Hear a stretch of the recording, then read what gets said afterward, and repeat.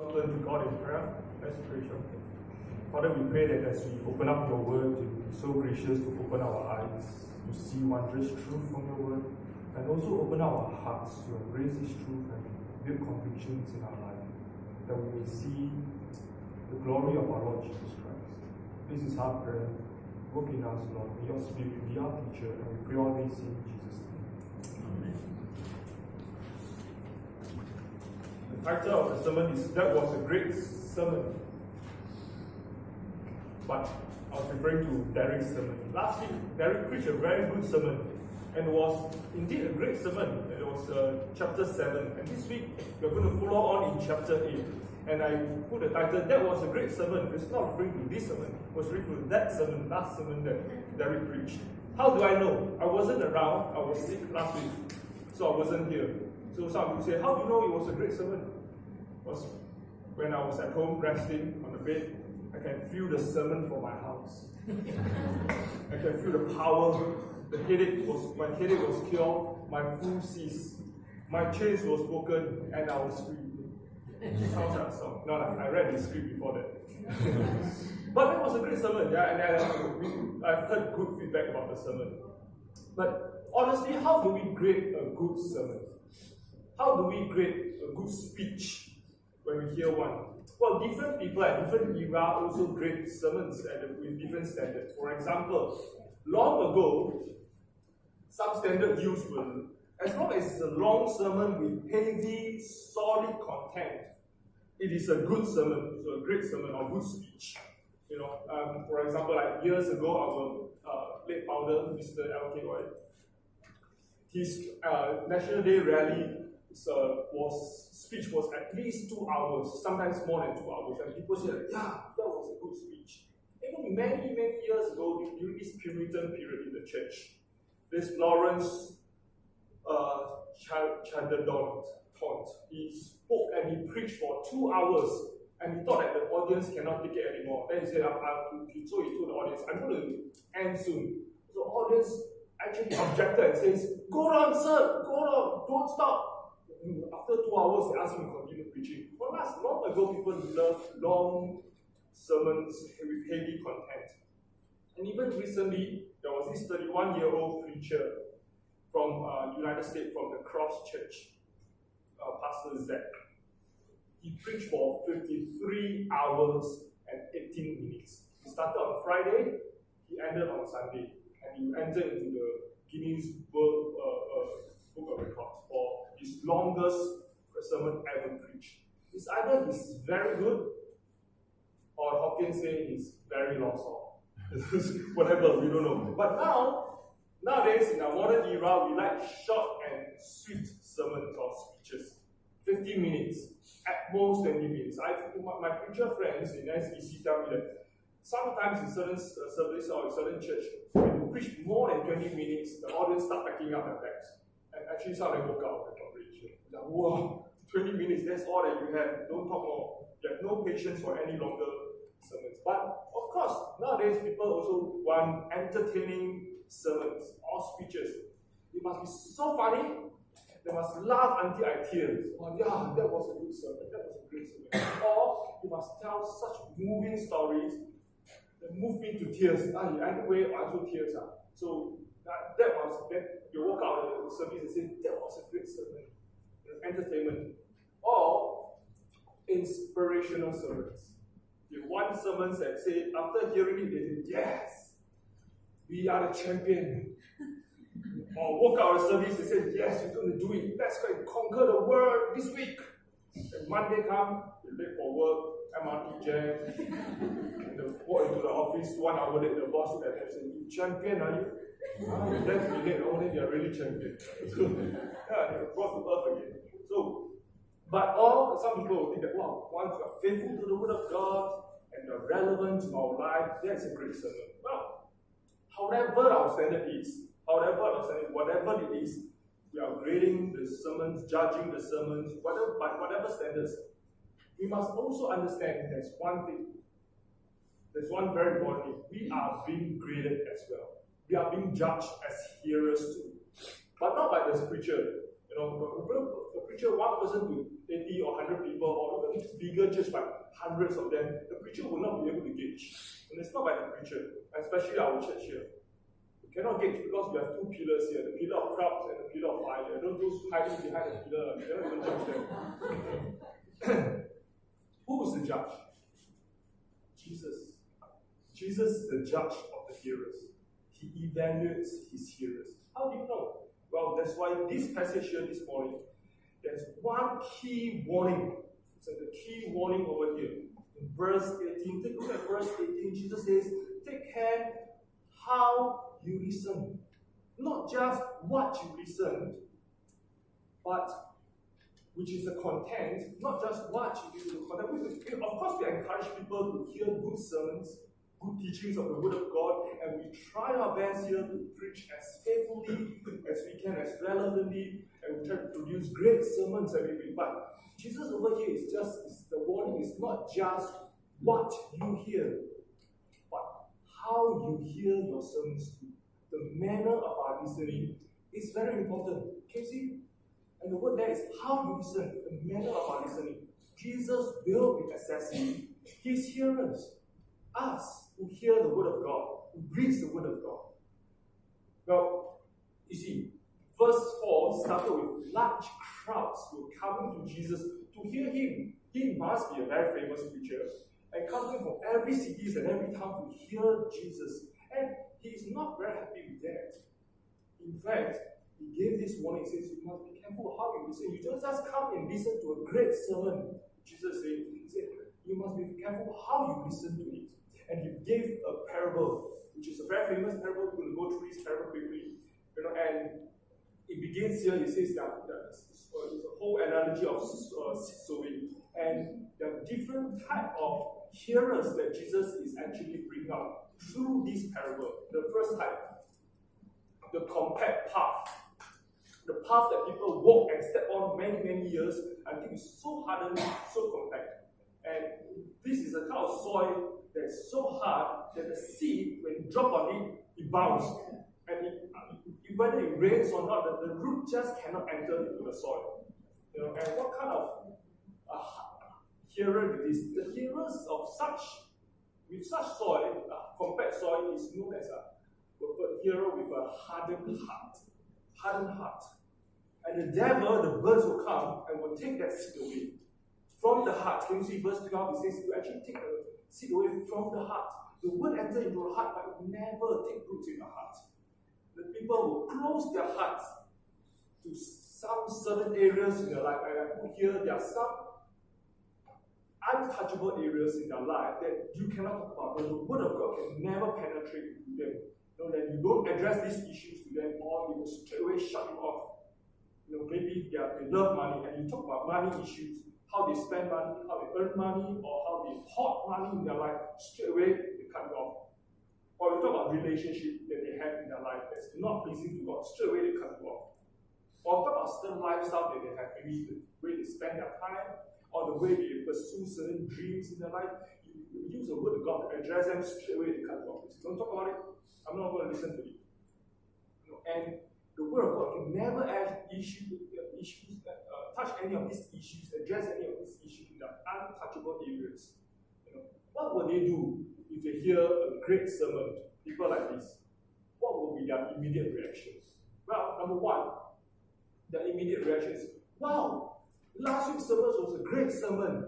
It was a great sermon, but it was not about me. It's not. People like that say, Chee should be here. Who I've seen is sick at the wrong time. He should be here listening to Gary last week. It was a great sermon. Chee should be sitting here listening. No, it's not about them, but it's about someone else. Can you see that? If not, then you probe further, you bring the word of God closer to their hearts. They will say, why? What's wrong with that? What's wrong with my lifestyle? Don't question me about that. And you go further, it becomes personal. They become so angry. It says, who are you to tell me what to do? Can you see that? These are untouchable areas in their life. Their hearts are so hardened. It's a hardened soil. And what kind of hearer do you call this? I have one word for this. I call this the sound wave hearer. You speak to them, you bring the word across to them, the word touches their ear. It's just physical wave, no wave, sound wave, touches the eardrum, vibrates the cells inside the eardrums, and that's it. It is just physical movement. Only the physical sound wave hitting the eardrum and doesn't touch the hearts, doesn't enter into the hearts. Jesus' warning is to such hearers, says, beware how you hear. Jesus is evaluating us as hearers. The second type, the rocky soil. This kind of, the seed dropped there, and the seed grew immediately. And if this kind of soil is easily penetratable, but underneath this soil are layers of rocks, which the roots cannot grow any deeper. And therefore, after a while, they run out of moisture, and they will die. And I put there, well, this side has no depth, and they cannot, what happens is when persecution comes, when hardship comes, they cannot face up with hardships and persecution. And they will fall away. So, what will be the good test? What will be a good test for such a soil, such kind of hearer? Well, the best test I put here, the best test for such kind of hearer is time. Because they are only short-lived. You hear, you receive it with joy, they're enthusiastic, they even start serving in ministry or serving in church. They attend Bible studies and they're excited about it. They attend cell groups. They even can go for mission trips and they start opening the Bible to evangelize. Oh, these people are excited about it, they're with joy. But through time, when hardship comes, when they face persecution or opposition, they will give up. I know of this sister, as a Christian, enthusiastic, enter Bible studies, attends certain Bible studies or conferences that we used to hold many years ago. But she then met up with some family problems. The parents broke up. In the end, the parents divorced. She was so angry with God. She prayed that the parents would come together, but they never. So she gave up her faith after some time. So, hardship in life. What kind of hearer do we call this? I call this the mindless hearer because they never think deep enough of the implication, they never consider deep enough the cost of following Christ. They just enter into the heart, into the mind. They like it, but they never seriously consider about the implications. They will do a great sermon. They say, there was a great sermon. They will write down notes. You see, the whole paper is full of writing, or the whole handphone is full of typing notes, and they will transfer to their blogs. They write in their diary. They will share with other people with joy. When sometimes they share with the classmates or the colleagues don't welcome this knowledge. He says, why are you speaking like this? He got shocked. Oh God, I'm offending people. Quickly, after a while, he give up their faith. Mindless hearer, you must be careful how you hear. Jesus said, because Jesus is evaluating us as hearers. The third type of soil. The thorny soil. The seed fell, grew roots, and young plants start coming up. But then it was growing among thorns. And they were choked by these thorns that they could not bear any fruit. In competition for nutrients, in competition for sunlight, they are growing among these thorns, and it was hard to survive among these thorns. But they survived for a long time. They didn't fall away, but although they endured, but they were choked and they were fruitless. This type, time cannot tell, because they will always be there. The plant will always grow, and it was there perpetually. What are they choked by? Jesus, verse 14 says, they were choked by the waterings of life. How much should I earn? How much is enough? Do I have a boyfriend? Will the girl like me? By riches, by pleasures of this world. They have all choked by all these things. And they have a form, and I put that they have a form of godliness, but they don't have the substance. They are there. So the form is there, but they have no substance. That's fruitless. There are people who are found in church, you attend church, gather among God's people, and the signs are they are gathered among God's people, there's no real love for God's people. They are performed, but they do not have substance. You attend Bible study after Bible study, conferences after conferences, but their life were untouched by the word of God. They have the form, but they don't have the substance. And occasionally, they don't even mind going for mission trips, but they have no real compassion for the lost. They have the form, but they don't have the substance. What kind of hearer do you call this? I put there, this is the background noises hearer. Have you seen those young people at McDonald's or in those places that they are supposed to study? The books are open, earphones plugged, music blasting or something, then they're talking. Everybody is talking, the books are still open.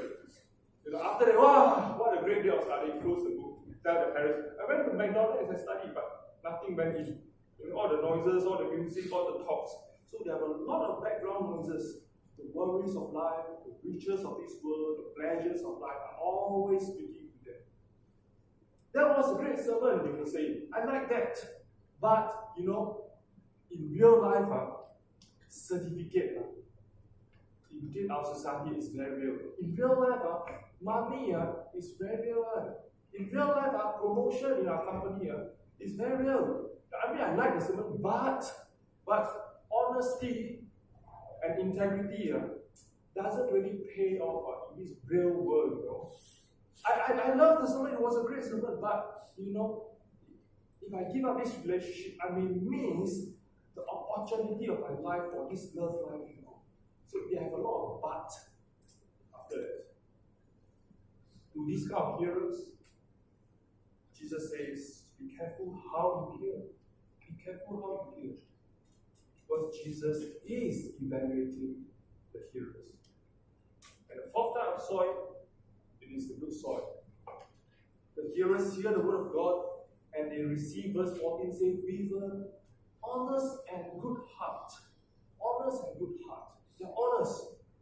They may not be very sharp hearers. They are too sharp to spot all the theological errors and inconsistency. They may not be the smartest to correct all the grammatical errors, the poor or the less accurate pronunciation and enunciation of the words. But nothing wrong with all this, nothing wrong with being sharp to spot all the theological errors. It's necessary for us to do that, of course. And nothing wrong with us to spot all the grammatical errors and enunciation, pronunciation. These are all good things. Nothing wrong. But the more important thing is they are honest with themselves, with others, and most importantly with God. They're honest with themselves. They call sin, and they don't give themselves excuses. For example, when they are confronted with their lies in their work, that they are telling in the company, in their schoolwork, and all this, they don't say excuses like, everyone else is doing that well. They don't give themselves excuses. It's not how do I survive in a dog society. They don't give themselves excuses. When they are caught in committing sexual sin, they don't give themselves excuses like, every young person, our sex drives are very strong. They don't give themselves excuses like this. They are honest with themselves. When they found out, when they are confronted with their greed, gambling, or whatever, they don't say, just playing on me, just a little bit, a token on me. They don't give themselves excuses. They are honest with themselves. They call sin, and therefore they can be honest with other people and they don't put out a facade. And they will be honest before God because they know no sin can be hidden before God. What will these people do? What are some of the features of these people? They will take time to think about the word. They will take effort to read the word. They will take the pain to produce, to endure, even though it is difficult. What kind of hearers do you call this? I put there, these are the submissive hearers. The beginning of this worship service, Sidon read a portion for us from Isaiah chapter 66. Is one of the very good verse, which which I actually wanted to put in the sermon, but I didn't, but Sidon put it in. It says, God dwells high above in the throne. And he's exalted above, but who is the one that God will come to close in contact with? A person who trembles at the word of God. The submissive hearer. A person would, such hero would be, that was a great sermon. This is the word of God. And this is my life. The person will be, do I match up with it? Or do I fall short of it? The person will be very honest to weigh his life or her life against the word of God. Can you see that? Therefore, at this point, there are two very important questions that we have to ask ourselves. Why is it so important to hear with submissive hearing? Why is that so crucial? Verse 16 to verse 18. Because Jesus is saying the word of God must accomplish its effect. It is like lighting a light in the room. The light is to show, to light up the place so that people coming to the room can see the light. The word of God must accomplish its purpose. Receiving the word of God, the effect is to change us. Verse 16 to verse 18 is so important to hear with a submissive hearing, is because the word of God must accomplish its purpose in our life. Two purposes: to save us from sin, from hell, from the wrath of God, and to purify us or to sanctify us or to make us change our lifestyle against sin. To save us, to purify us. It must accomplish its purpose, to change us, to know God, to love Him, to worship Him alone. It must accomplish a saving effect and a changing effect in our life. Second question we ask ourselves is, then how does a submissive hearing look like? Verse 21, Jesus says, "These are my mother and brothers, those who hear the word and do it." Those who hear the word and do it. Simply one word, I put that application. Those who hear God's word and apply it into their life. There will be people who say, that was a great sermon, and how can I apply it immediately? The attitude of one, this is the attitude of one that God, Jesus himself, put them as the closest relationship with God. These are my family people, Jesus says. These are my mothers. These are my brothers. It shows that the hearer belongs to God's family, and they are the one who take God's word seriously. But to totally listen to a person is already very difficult, isn't it? And now, not just have to listen, but to do whatever the person says. It is even more difficult unless we trust that person. Right? Unless we trust the person, we will hear what he says and say, do it, we will do it. So we ask ourselves this question: who is this? Who is this Jesus who demands such obedience? And is he trustworthy in the first place? That whatever he says, we listen and we will carry out. Is he trustworthy for us to do this? Well, it seems that this portion, there are four miraculous accounts that tries to answer these questions. Is he trustworthy? Can we put our faith in him? Verse 22 to 52, 56, 32, 56. First miracle that Jesus did was verse 22, 25. He was crossing the sea, the Red Sea, from the Sea of Galilee, the Red Sea of Galilee. He and his disciple met a storm, and Jesus at that point was so exhausted and he was sleeping. The disciples, a few of them were professional fishermen. They have seen such storms before, or at least heard of it, and they could recognize such storms. And they know not many people actually could survive through such storms. And their lives were threatened. They were threatened by such natural disasters. And they have asked themselves, is this Jesus who demanded that his teaching be fully obeyed? Is he trustworthy? They woke him up. And in fact, when they woke him up, at verse 24, they already concluded, Master, we are dying. We're going to perish. They have already come to this conclusion. When Jesus woke up, Jesus gave two rebukes. Number one, he rebuked the wind and the waves, and they immediately obeyed him. Second, he rebuked the disciples. Verse 25 says, where is your faith? who is this Jesus who demands such obedience? Even nature obeyed him. You ask yourself, is he trustworthy? Is he trustworthy? In the face of natural disaster, this Jesus is trustworthy. But as if facing life-threatening events is not eventful enough, verse 26 to 39, the next incident was facing a more than natural disaster. It was facing a supernatural disaster. Jesus crossed over the other side of Gerasenes, the other side of Galilee, which is Gerasenes, which is the area of where Gentiles actually live. These people, Gentiles, are people who do not acknowledge the God of the Bible or the God of the Old Testament, Yahweh. Neither do they worship God. They worship many other idols and gods. And this very little wonder, these people were also involved in spiritism, divinity. And one such man was described here. He has not one or two spirits within him. He had a legion.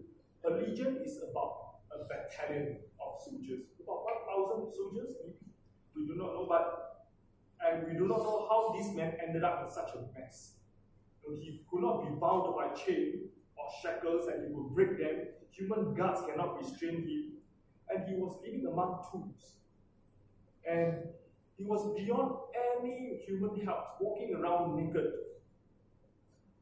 When Jesus and his disciples reached the shore, walking towards this area, the tomb area, wow, it was like you play the computer game.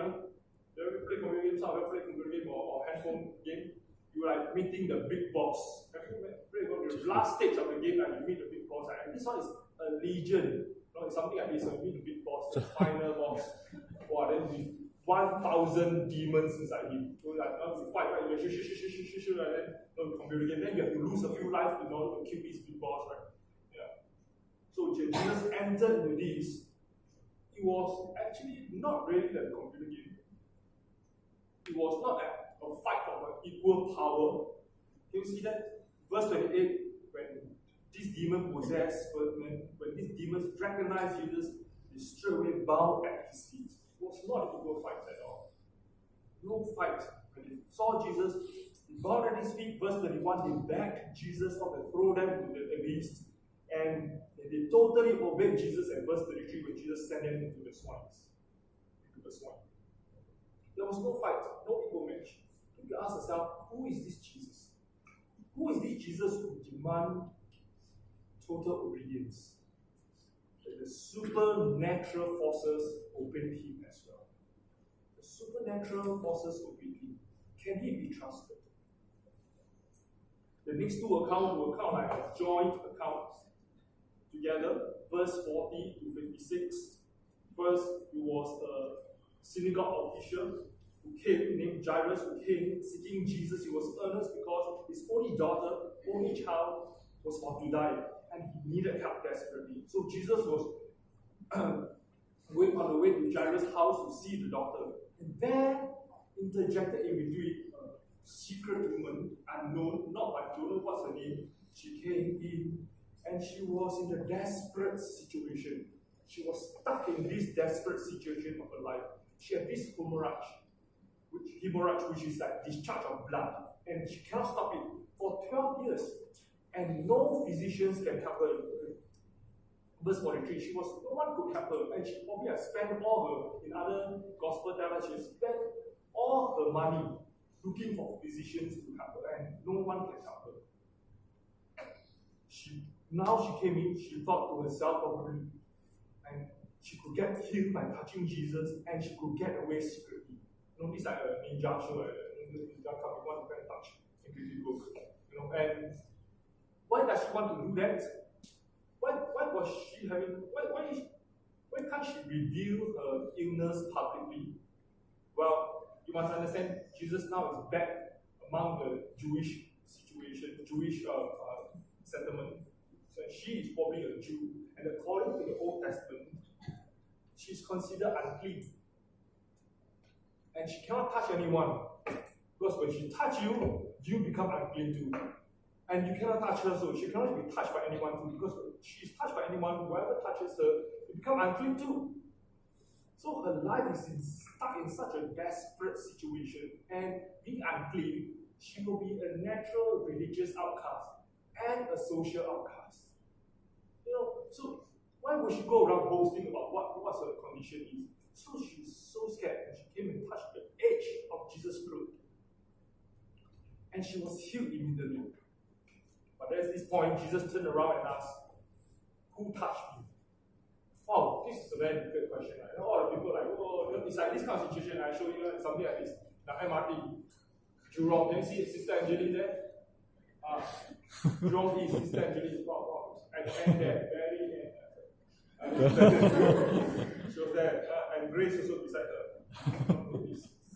That's kidding. But there is a kind of situation that when the MRT door opens, everybody's going in, then you turn around and say, "Who touched me?"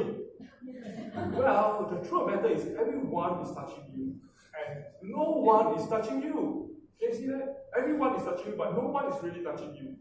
So Peter, you can imagine Peter's situation. Peter is like, "Master, down here quite crowded, huh?"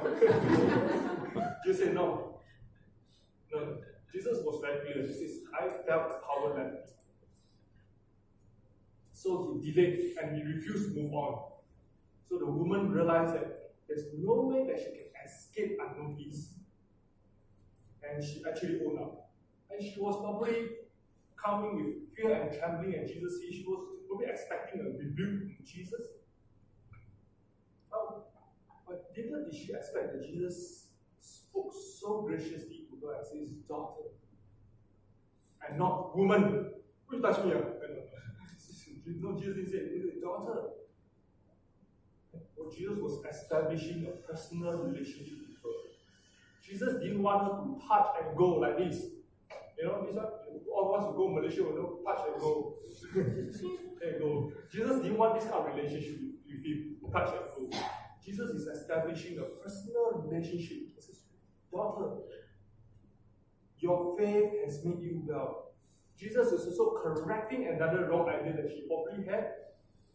It was not the edge of Jesus' clothes, the tie that Jesus was wearing. Jesus doesn't wear tie. It was not the edge of the cloth that healed the woman. It was not some kind of mystical relic. Some religion, some form of Roman Catholic, some kind of sacred relic that we have. Touch it and you, wow, some power. No, Jesus is correcting that altogether. He says, "Your faith has made you well. Not my clothes has made you well." Who is this Jesus? Even an uncurable disease and illness, he was able to overcome. If you are faced with life's desperate situation,